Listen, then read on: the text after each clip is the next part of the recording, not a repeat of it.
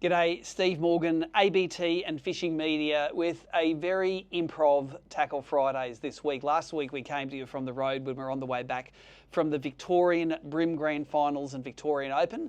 Massive success. I'm sure you all enjoyed the coverage there. But this week, and ever since we've come back, it's been all about moving offices. I'm going to run some cutaways here to show you exactly what a shit show this place is at the moment. We've been here for probably probably close to 15 years in our front offices. Started with 14 staff out the front there and ended up only have 2 in there at the moment. Rapala's out the back where I'm at now. This is my new look floors boat garage here. Got a proto studio happening. Rapala rents out the back and they've got half a dozen staff and they're going to have more going forward. So we thought it was really clever to swap over and only move 30 feet.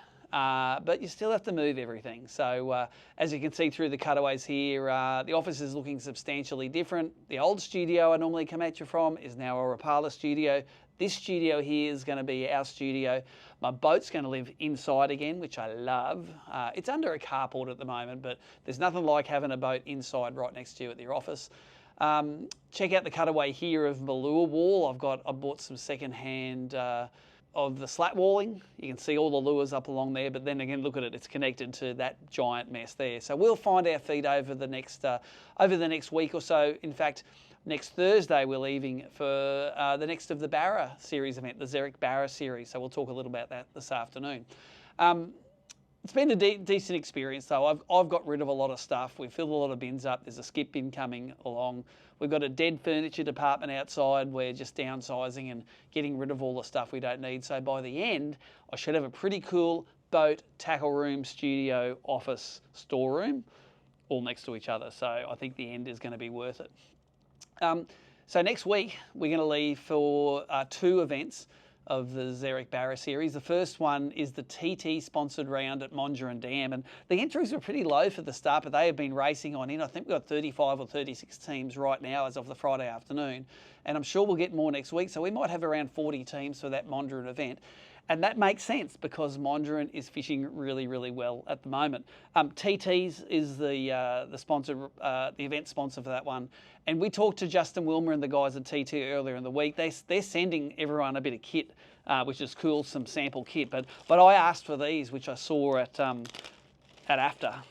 And I said, I really need, I didn't remember what they were called. All I remember was they released a really realistic swim bait. So this one here is called the Shadtron. These are the 6-inch models here. Check those guys out. If they don't look just like a bony brim, I'll eat those suckers myself. So that's a 6-inch version there. And then here's a 4.5-inch version here. And you know how I feel about Sponsor Karma. If I'm going to throw a swim bait and something that's going to mimic a small bait fish up at Mondrian, 100% that one's going to be it, because not only do I channel the Sponsor Karma, if I force feed these to the fish on live sonar, I reckon that they are going to love them. So that's something I've got to try out this week. Also, this is a shout out for Troy at Minn Repairs, Troy White. He's the one that helped. We spent a Saturday fitting up that awesome prize boat that Mark Crompton won. There's a picture of it right there.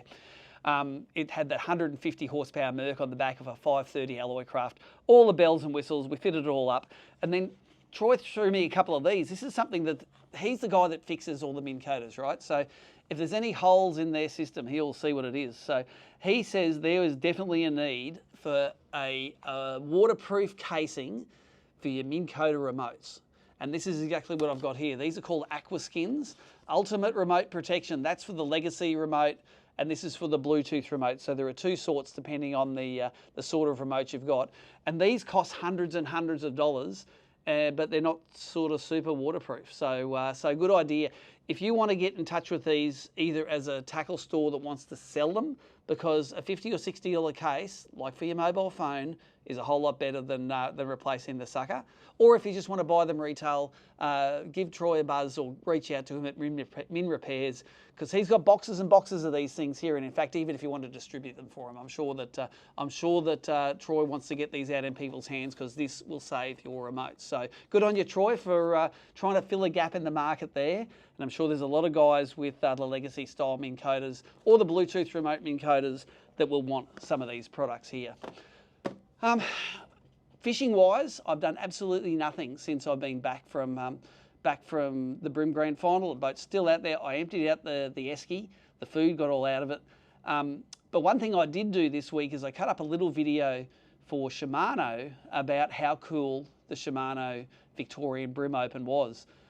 And let's think back about it. It was cool. $19,000 worth of prizes. They bought everyone dinner at the briefing, which is pretty standard for an open event.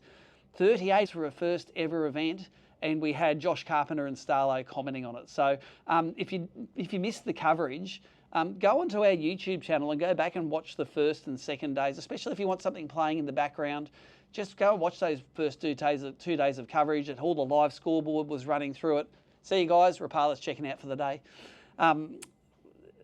Make sure you go and check it out, because I think Nicole producing it and those 2 guys commenting on it did a fantastic job. So well done to those guys.